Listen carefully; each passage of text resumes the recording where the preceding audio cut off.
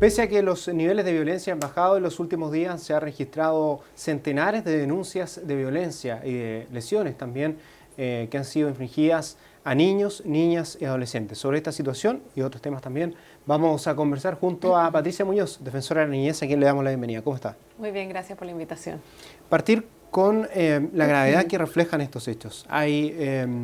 denuncias que ustedes han tenido que realizar y que también les han llegado respecto de heridas de bala. Diferentes tipos de violencia. ¿Qué tan grave es la situación que ha afectado a niños, niñas y adolescentes, sobre todo considerando que los adolescentes han tenido una participación importante en este estallido social que ha afectado al país en el último mes y medio? Sí, la verdad es que obviamente uno no quisiera que una situación como esta afectara a ninguna persona, pero particularmente cuando hablamos de violaciones a los derechos humanos provocadas contra niños, niñas y adolescentes, que son parte de la población más vulnerable de un país, sin duda el hecho es aún más grave. Y en ese sentido, nosotros como Defensoría de la Niñez hemos conocido a lo menos de 374 denuncias hasta el 28 de noviembre del presente año, que daban cuenta precisamente de situaciones en las cuales los niños, niñas y adolescentes habían sufrido, como tú lo indicas, distintos tipos de vulneraciones. Desde maltrato físico, también lesiones por bala, lesiones por perdigones, trauma ocular. Y obviamente eso es lo que uno no espera de una policía ni de quien ejerce o tiene el deber de proteger a niños, niñas y adolescentes y a cualquier persona, y que por tanto lo que ha hecho es actuar contrariamente a aquello, provocando lesiones y daño que esperamos no sean irreversibles, pero que no debemos dejar de tener presente que cuando se trata de violaciones a los derechos humanos tienen un impacto muy grande en las personas en términos del trauma que generan. Entonces, desde ahí, como Defensoría de la Niñez, lo que hemos procurado es brindar la atención a quienes han demandado de nuestra intervención y lograr que esas investigaciones, si es que no existían en la Fiscalía, se inicien, que esa institución haga lo que obviamente desde su mandato le corresponde, y también en algunos casos hemos logrado gestionar algún tipo de intervención y apoyo psicológico inmediato, más allá del que debe propiciarse directamente desde el Ministerio Público a través de sus unidades de víctimas. ¿Han sido considerados también estos antecedentes, por ejemplo, por parte de los organismos internacionales que han hecho informes respecto de la situación en Chile? Sí, y nosotros como equipo tuvimos la posibilidad de entrevistarnos con todos los órganos internacionales que han visitado nuestro país. En un primer momento con Amnistía Internacional, también tuvimos la posibilidad de reunirnos con Human Rights Watch, también con el Alto Comisionado y quienes representaban al Alto Comisionado y la Comisión Interamericana. Y con todos ellos lo que hicimos fue generar espacios también para que ellos pudieran escuchar directamente testimonios de niños víctimas que nosotros habíamos recibido en la Defensoría de la Niñez. Y me parece que eso es enormemente valioso porque es precisamente aquello de lo que dan cuenta estos informes. Solamente hemos conocido el de Amnistía y el de Human Rights Watch, estamos a la espera del Alto Comisionado, porque no olvidemos que la Comisión Interamericana realizará una visita in loco próximamente y ahí también tendrán oportunidad de realizar este informe. Pero para nosotros es muy importante un espacio en que sean los propios niños, niñas y adolescentes que han sufrido esta situación quienes puedan contar su experiencia y puedan desde esta perspectiva también ver en eso una instancia de alguna manera una reparación en términos de que me escuchan otros organismos distintos de la Defensoría de la Niñez y yo puedo, por tanto, confiar en que va a haber un proceso de justicia que es tan necesario y que es, obviamente, imprescindible que se produzca en nuestro país. Respecto de eso también, y a partir de lo que usted menciona, ¿hay tal vez cambios o están las condiciones en el sistema judicial para hacer justamente o entregar las garantías a los niños de que puedan entregar esos testimonios? ¿Se han hecho cambios, entiendo, últimamente, esto de entrevistas videollamadas, sí, por ejemplo? Videograbadas, eso, exactamente. ¿O se podría perfeccionar también? A ver, la ley de entrevista videograbada está pensada para delitos que no son delitos como los conocidos en el contexto de las violaciones de derechos humanos, que es la tortura, apremios ilegítimos, o detenciones arbitrarias, etcétera. Desde nuestra perspectiva, y cuando se planteó la ley de entrevista videograbada, me correspondió participar en esa época por la Fiscalía, efectivamente se redujo más bien en los delitos por la cantidad de víctimas y por la posibilidad de hacer que la ley fuera operativa, pero la verdad es que no hay ninguna objeción ni ninguna imposibilidad de que si un fiscal quiere hacer su entrevista de la víctima con la videograbación, la puede hacer, y por lo tanto desde ahí hay casos en los que nosotros nos hemos querellado y lo hemos pedido expresamente. Pero más allá de la situación de aplicación de esa ley o no, yo creo que si hay un sistema que ha dado muestras de estar funcionando más allá de las dificultades que implica una crisis adecuadamente, es el sistema de enjuiciamiento criminal. O sea, tenemos a jueces que han permitido y se han constituido en unidades policiales para asegurar el derecho de las personas que pueden haber sido detenidas ilegítimamente, para controlar su situación de seguridad. Tenemos al Ministerio Público iniciando las investigaciones penales. Al 6 de noviembre tenía más de 2.000 investigaciones vigentes por estos delitos. Tenemos a los defensores penales públicos que han defendido a quienes se han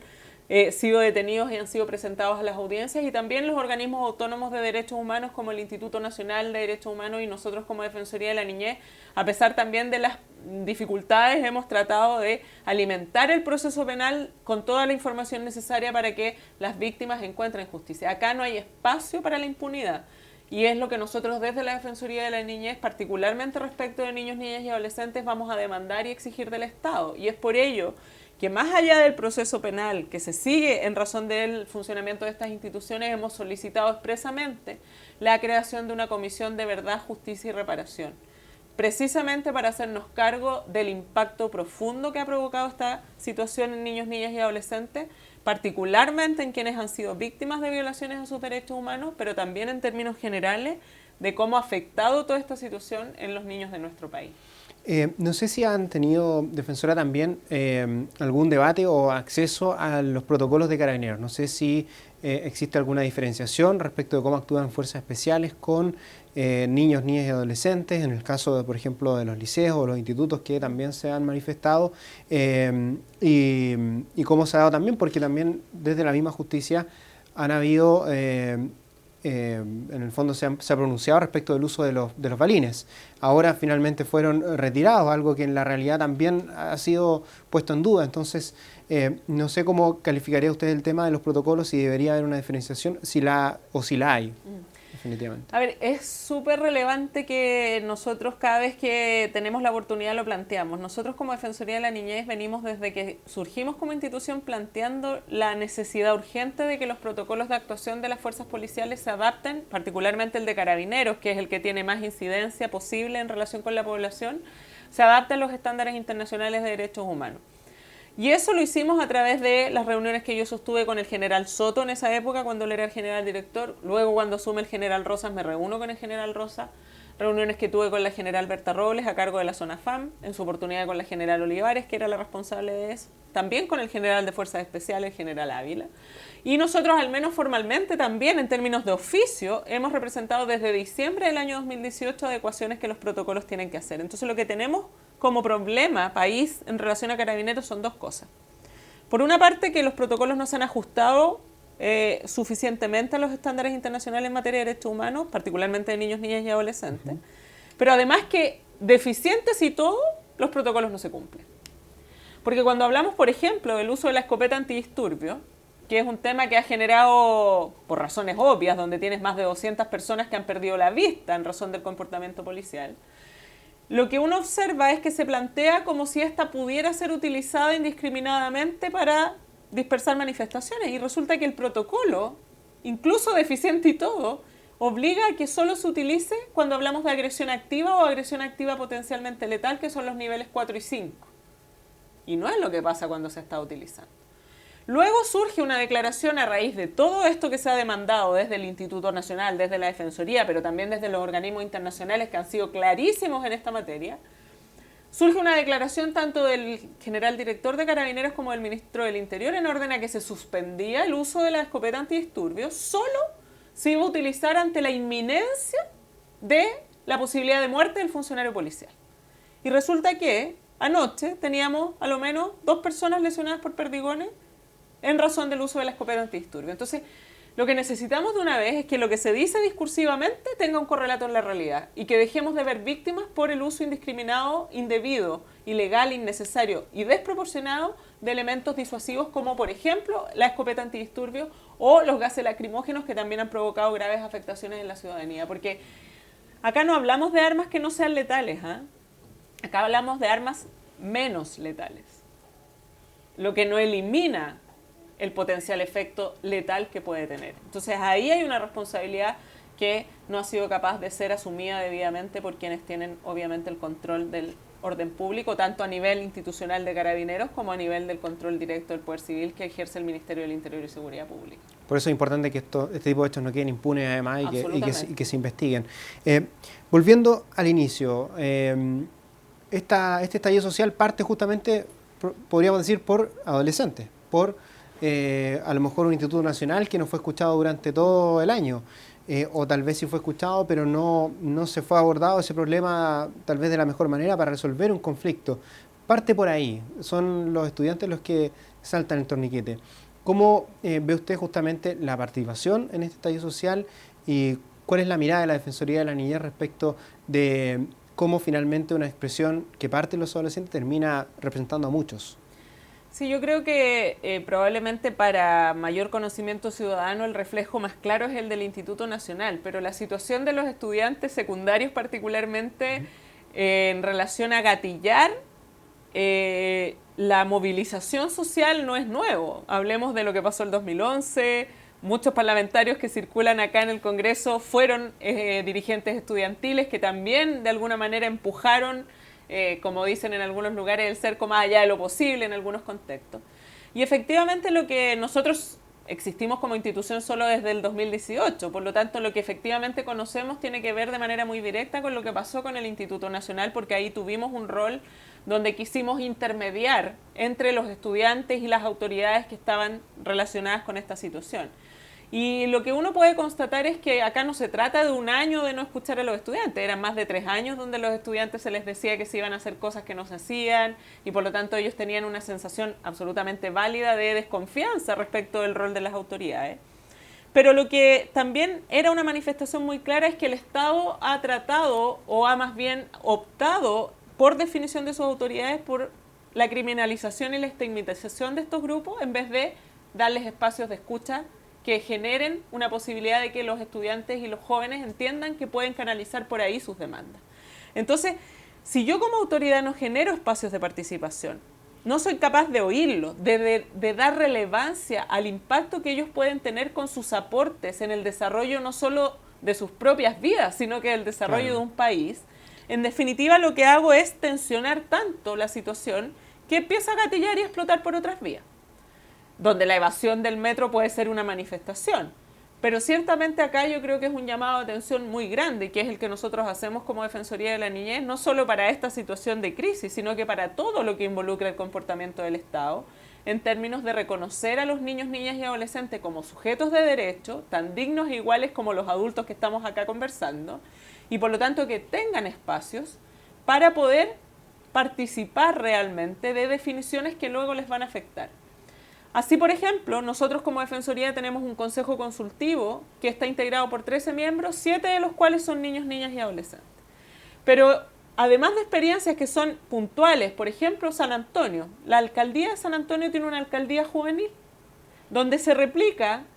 lo que pasa en el consejo municipal, pero con jóvenes, donde hay un joven que es elegido alcalde y que por lo tanto dirige el consejo, o sea, se replican las mismas condiciones y la tabla del consejo municipal real, en lo que tiene relación con niños, niñas y adolescentes, se les pasa a ellos para que lo que ellos conversen, determinen, pueda ser integrado por el Consejo. Lo pongo como ejemplo de una buena práctica que también se ha reproducido en algunos otros municipios. Lo que quiero decir es que esto debiera institucionalizarse en términos de que exista, no dependiendo de la buena voluntad o no del que dirige la alcaldía, el ministerio, la subsecretaría, la Defensoría de la Niñez o el lugar que sea, sino que debiéramos entender que tenemos el desafío de generar espacios de participación reales en todas las instancias de diseño e implementación de política pública, también en la evaluación y también en la generación de leyes. Los noruegos tienen un dicho muy claro y que creo que grafica y explica de mejor manera esto en síntesis. Los niños, niñas y adolescentes son los únicos expertos en ser niños, niñas y adolescentes. Es como tan evidente, ¿no? O sea, claro, son ellos los que tienen la posibilidad de decirnos qué es lo que necesitan, qué es lo que quieren y qué es lo que nosotros como adultos debiéramos hacer para entenderlos mejor. Ejemplos que usted da y que son muy escasos de todas maneras. Son poquitos y comparado a nivel internacional también son pocas las instancias de participación. Sí, se trata de hacer, obviamente hay experiencias a nivel internacional que son destacables. Tenemos Australia, también Irlanda, Noruega, que es un país que efectivamente genera estos espacios y por lo tanto la idea es que ojalá nosotros podamos replicar esas cosas que son muy positivas para que los niños, niñas y adolescentes tengan estos espacios. Espacios, defensora, que también podrían estar, o sería bueno que estuvieran, en un eventual plebiscito de cara a lo que se viene en abril, que está en camino, o de cara a las elecciones municipales que también podrían ser, ¿por qué no las presidenciales y parlamentarias? A ver, nosotros como Defensoría de la Niñez, ustedes recordarán que acá hubo un proyecto de ley, hay un proyecto de ley que estaba en el Senado, se rechazó en la votación de la sala, la comisión había votado favorablemente, que tenía que ver con el derecho a sufragio para los mayores de 14 años, entre 14 y 16 para las municipales y sobre 16 para las presidenciales y parlamentarias. Desafortunadamente eso se rechazó en la sala, pero tiene que pasar ahora a la Cámara de Diputados, vamos a ver qué es lo que ocurre ahí. Y nosotros habíamos traído estándares internacionales donde evidentemente la participación en procesos de votación de adolescentes es favorable por el compromiso que genera con la actividad cívica y con la participación por la vía institucional de la generación de cambios para un país y la contribución que eso involucra.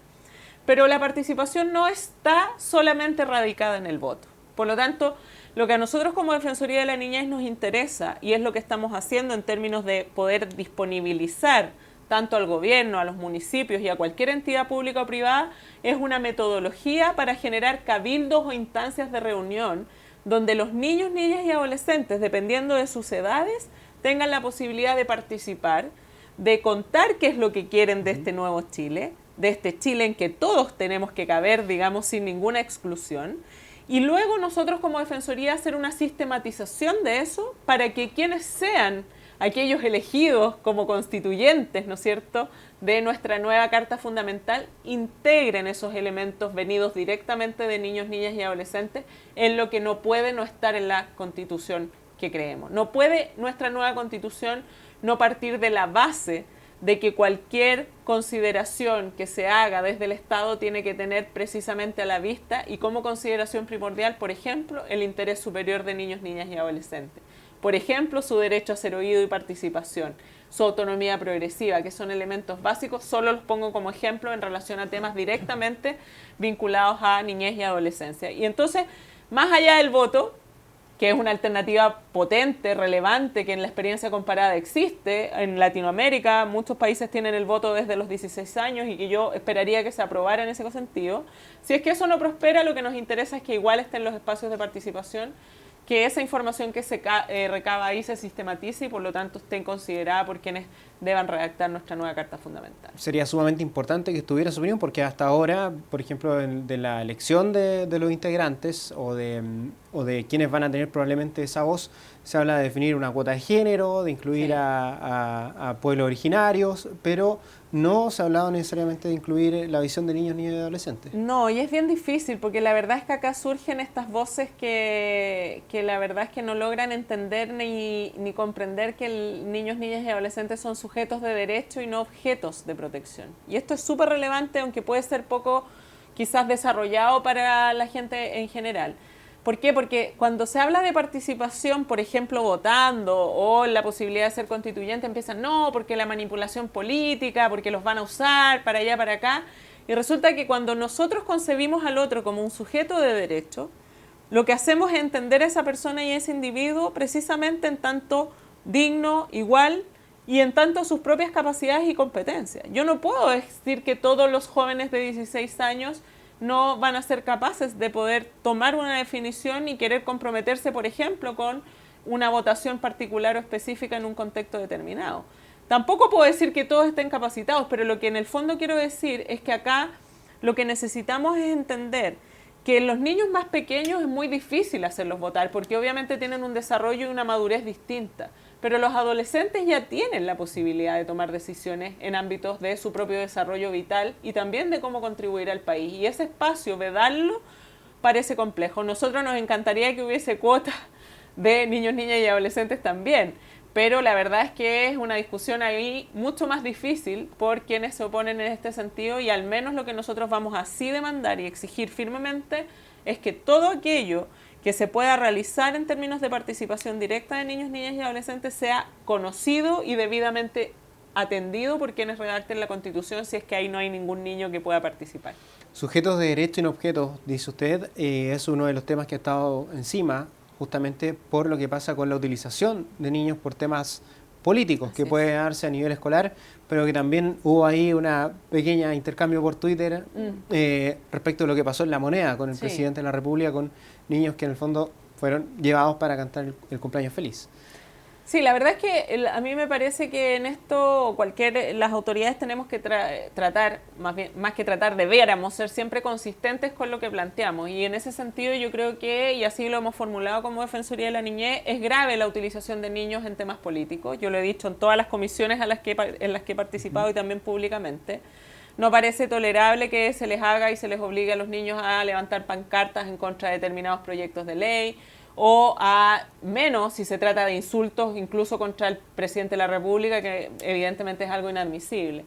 Pero en ese mismo sentido, y haciendo las acciones que como Defensoría hemos realizado en esa materia, que son las denuncias a la superintendencia, la petición a la Subsecretaría de la Niñez para saber qué está haciendo en prevención para que esto no se siga produciendo, también a la Subsecretaría de Educación, cuando ayer nos encontramos con esta situación,